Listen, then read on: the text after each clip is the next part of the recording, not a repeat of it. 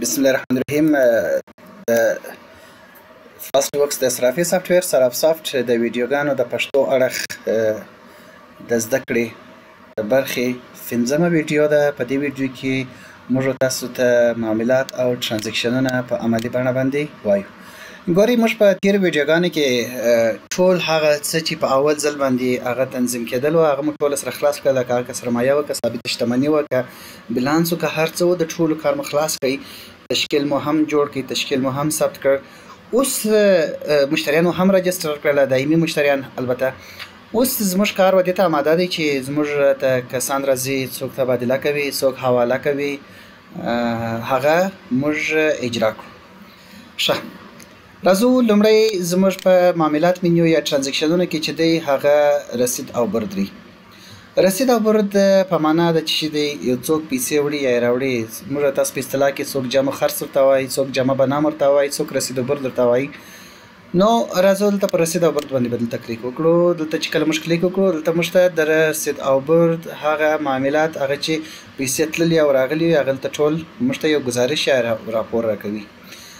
د کار د وسایلو لپاره موږ کولی شو چې دلته پر دغه شارټ کټ باندې دلته کلیک وکړو او مستقیمه د دې ځای څخه ثبت کړو. دا یو لنډه لاره ده. او یا هم دلته راځو په دغه معاملات ترانزیکشن کې رسید او برد که په دغه صفحه کې ولاړو نو دلته رسید او برد کولی شو. صحیح شو، پر دغه بټن باندې چې کلیک وکړو یا هم دلته دغه بټن کلیک کړو. په دغه بټن کلیک کولو نو بیا چې تاسو د صفحې په هر ځای کې ولاړ د ډیټابیس په هره صفحه په هر بخش کې تاسو ولاړ یاست، تاسو دغه تکموي دغه شارټ کټ دی مستقیم هغه پاپ اپ راخلاصوي. ښه، راځم دلته نوعیت چې دی رسیدګي ده که بردګي ده. که پیسې چا راوړلې خو رسیدګي به انتخاب کړو، که یې وړلې نو بردګي به انتخاب کړو. بل پارس پیسې راوړي موږ ته څوک یې راوړي. که چېرته زموږ سره مشتریان ډېر وي نو دلته به یې نوم ورته ولیکو. مثلا زه دلته محمد لیکم، څه دی ماته وایي چې محمد په نوم باندې ستاسو سره یو کس محمد جان ثبت دی. زه به محمد جان دلته ورته انتخاب کړم. او بل زموږ سره فاست ورکس شرکت ثبت دی. موږ شرکت هم په حکومي مشتریان کې راجستر کړی وو، کوم په تېره 4مه ویډیو کې فکر کړی وي. کومه کرنسي راوړي دی؟ بالفرض ماته راوړي افغانۍ راوړي. څومره پیسې راته راوړي؟ بالفرض دی ماته راوړي 50,000 افغانۍ. تفصیل کې به ورسره ولیکو. صحیح، مثلا رسید برای حواله یو شی ورته ولیکو تفصیل. صحیح، او بیا به دغه لیست ور اضافه کړو. لیست چې موږ اضافه کړئ قرار به دلته پر ثبت بټن باندې به کلیک وکړو. دا به زموږ سره ثبت سي او موږ کولی شو چې دې ته دغه رسید چاپ کړو او وارې کړو. البته دغه رسید چې دی دا پر ترمل پرنټر باندې تاسو کولی شئ چې چاپ یې کړئ. کوچني رسید پرنټران باندې 8 ملي او یا هم A4 یا نیم A4 پر هر څه باندې تاسو کولی شئ. ځکه زموږ دغه د سیستم دغه د رسیداتو د بخش دغه بلونه چې دي هغه ټوله داسې فلکسیبلټي لري. فلکسیبل دي یعنی کوچنی صفحه، غټه صفحه، نیم A4 پر A4 پر هر یو باندې تاسو کولی شئ چې دغه یو وچر یا رسید یا سند تاسو چاپ کړئ. صحیح. ښه، په دغه سر کې خو نو اساس خپله لوګو راځي. که چېرته یاد وي موږ په اوله ویډیو کې وویل نه چې موږ چیرې خپله لوګو سیټ کولی شو. د دې تر څنګ موږ به یو د برد انټري به وکړو. کله چې زه بردګي وکړم، مثلا فاست ورکس شرکت دی پیسې غواړي. صحیح، زه د پیسې ما سره جمع دي، پیسې ورکوم. څه ورکوم؟ 50,000 افغانۍ ورکوم. تفصیل بیا ولیکو دلته یو شی په تفصیل کې او دی به ثبت کړو راسره. په دغه ترتیب باندې کم محمد جان چې زموږ سره پیسې ثبت کړي وي، مثلا محمد جان دی یا فاست ورکس شرکت دی، بیا یې موږ ته نور پیسې راوړلې. صحیح، پیسې موږ ته راوړلې، مثلا 10 لک افغانۍ موږ ته راوړلې. دا اوس موږ سره به د حوالې دپاره راوړي. 6 لک افغانۍ راوړم د حوالې دپاره راوړي. صحیح، نو زموږ کولی شو چې په دې شکل باندې دلته معاملات ثبت کړو. یو خبره بله کولی شو چې موږ دلته ملټیپل معاملات هم ثبت کړو. مثلا زه دغه د احمد حساب دی دا لیست ور اچوم، د فاست ورکس حساب دا مې لیست ور واچوئ. صحیح، پسې بل محمد جان دی بیا ماته دغه پیسې راوړلې. ګوره دا هم لیست ور اچوم، یعنې د څو نفرو پیسې په یو ځای باندې زه دلته لیست اچوم بیا پر یو ځای باندې د ثبت بټن پر وهم نو دا هم ثبت کېږي. انشاءالله الرحمن په دې مو هم سر خلاص شو. اوس به راسو موږ دلته به په د رسید او برد په لیست کې به وګورو. ګوره دلته به په لیست کې په دې شکل باندې راکوي. لکه محمد جان پیسې چې موږ ته 50,000 افغانۍ موږ جمع کړي دي یا فاست ورکس شرکت 50,000 افغانۍ وړي دي. صحیح، نو موږ کولی شو چې مثلا که چېرته اشتباه شوي وو نو دا به ایډیټ کړو. حال دا چې ګورئ هر ګړی ایډیټ هم نه باید وسي، ځکه دغه د ایډیټ هغه راپور د تغییر او تبدیل راپور ته د خپله ځي. نو بیا به تاسې د هر ایډیټ او تغییر بس خاص درڅخه کېږي. صحیح، یعنې ډېر تغییر هم مه کوئ هر لازم نه باید تغییر وسیږي، تاسو باید دقیق اوسئ خپل انټریانو ته. کله کله انسان د اشتباه کېږي، یو اشتباه ځینې کېږي او دلته موږ ډیلیټ کولی سو، خو ډیلیټ مو هم نه کوئ. صحیح سو هر وخت مثلا یو څه دی، یو انټري مو ورسول، دوی مو ورسول، اشتباه مو ورسول، هغه تاسو ډیلیټ کړئ، خو د هغه ریکارډ هلته تاسو سره پاتې کېږي او دلته یې ویو کتلی سو. صحیح سو دلته یې کتلی سو. که چېرته تاسو ډېر ډیلیټ کوئ، ډېر ایډیټ کوئ، هر هغه منشي چې ایډیټ او ډیلیټ ډېر کوي، نو خو هغه د شرکت رئیس چې دی یا د شرکت چې کوم مسؤل کسان دي هغه یې ویني په ریکارډ کې. دلته موږ او تاسو په راپورونو کې لرو د تغییر او د ډیلیټ راپور موږ دلته لرو.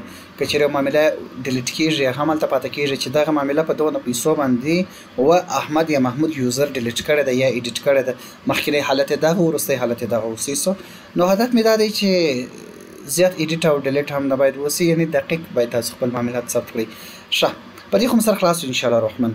د دغه ترڅنګ موږ دلته تاسو وګورئ، دلته موږ روزنامچه لرو. روزنامچه موږ تاسو ته په دوه شکله کې جوړه کړې ده، په هر شکل کې چې تاسو سره استراحت واست. مثلا زه راځم اول لومړی شکل د روزنامچه راخلاصوم، په دې شکل باندې موږ روزنامچه ثبت کړې ده. صحیح سو ګورئ، اول دور موږ پرون سرمایه و دغه ټول ثبت کړی، بیا رسیدګي محمد جان دا اوس 50,000 افغانۍ موږ ثبت کړل. صحیح سو او په دې طرف کې زموږ بردګیانې راځي، لکه دا اوس بردګي فاست بکس 50,000 افغانۍ. صحیح سو دلته موږ جمله رسیدات راغله، دلته جمله بردګیانې راغلې. صحیح سو دا ګوره موږ طلبات ولای د افغانستان بانک ته موږ په بردګي کې راغلی ده او دغه سهمونه چې موږ ثبت کړي دي او دغه سرمایه برای طلبات د افغانستان بانک ته ټول موږ په رسیدات کې راغلي دي. دا یو شکل د روزنامچې سو او بل شکل به د روزنامچې را په دې ترتیب باندې ګورئ. دغه شکل چې دی دا د روزنامچې را په یو طرف کې رسید راولي، په بل طرف کې برد راولي. صحیح سو کومې پیسې چې دخل ته ځي او وځي هغه پیسې برخه ده چې دخل ته ځي او راځي.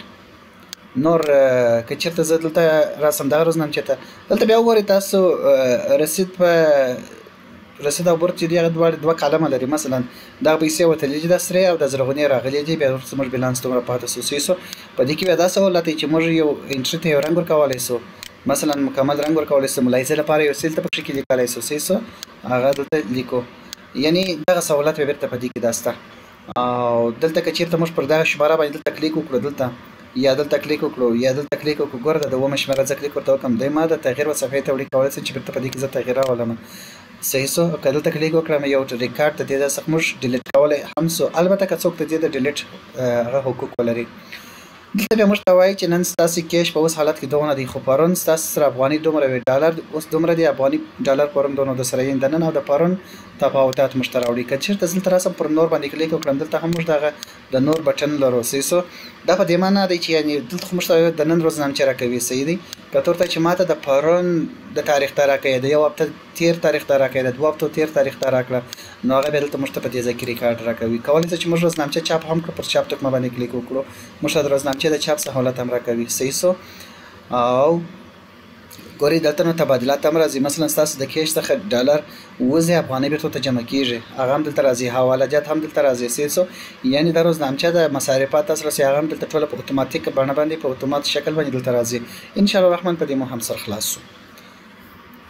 یو خبره به بله باید وکړم، اوس بالفرض موږ سره په داخل کې ډالر نشته، لیکن ستاسو سره یو مشتری وایي چې وایي ستاسو مشتری ستاسو سره پیسې افغانۍ جمع لري او دلته تاسو ډالر ورکوئ، لکه محمد جان دی. کله چې تاسو سره ډالر نه وي، مثلا د 100 ډالر وایي راکړه، د افغانۍ پر ځای ماته 100 ډالر راکوه، اما ستاسو سره ډالر نشته، دلته تا ته څه وایي you cannot process this entry because SEP cannot go to minus، یعنې ستاسو سره ډالر نشته نو ته نه څه کوې چې دا ثبت کړې. حال دا چې ځینې صرافان وروڼه ممکن ووایي چې صحیح دی زما په سیسټم کې اوس ډالر ما نه دي ثبت کړي، خو ځای لرم، یا زه همسایه څخه راخلم یا زه احمد یا محمود څخه راخلم، خو د افغانستان بانک د شرایط څخه دغه افغانستان بانک شرایط چې کوم دي هغه دغه چاره نه مني. هغه افغانستان بانک شرایط داسې شکل جوړ دي چې ستاسو سره په داخل کې هر هغه مبلغ موجود وي، ته کولی شې چې یوازې هغه مبلغ بردګي وکړې، یا که ته چیرې حواله کوې حواله اجرا کوې، مثلا تا ته حواله راغلې ده د ډالرو ده، خو ستا سره په کیش کې ډالر نه وي پرته، ته نه څه کولی چې دا حواله اجرا کړې تر هغوی چې تا داخل یا کیش ته ډالر نه وي راوړي. صحیح سو یا چې ډالر رانیولې نه وي، دغه رقم ته نه څه کولی چې تبادله ثبت کړې، تر څو چې مثلا ستا سره ته ډالر خرڅوې، اما ته وایې چې زه وروسته ثبتوم ډالر زه لرم، یا د همسایه څخه اخلم، یا پراته دي نه مې دې رسولي کمپیوټر ته، زه وروسته رسوم، خو پلاخ به زه دغه معامله ثبت کړم، خو نه یې څه کولی چې ثبت یې کړې، تر څو چې مخکې له مخکې دلته ډالر یا هر هغه کرنسي یا هر هغه مبلغ په کاپي اندازه موجود ونه لري. که چېرته ستا سره 1000 ډالر پراته وي، ته نه څه کولی چې 101 ډالر هم وباسې، کولی شې چې یوازې 1000 ډالر وباسې. دغه د شرایط څخه د افغانستان بانک دی. صحیح سو چې کله کله تاسو بیا په داسې مشکل سره مخ نسی چې زه ولې حواله نسم اجرا کولی، مته حواله راغلی زه ولې نسم اجرا کولی، یا زه ولې تبادله نسم ثبت کولی، یا زه ولې بوردګي نسم ثبت کولی په ډالرو کې. تاسو باید خپل کیش وګورئ په ډالرو کې چې دلته موږ ته کیش راښکاره کوي نه موږ څومره کیش لرو په ډالرو کې. صحیح سو ان شاء الله الرحمن په دې مو هم سره خلاص شوی دی.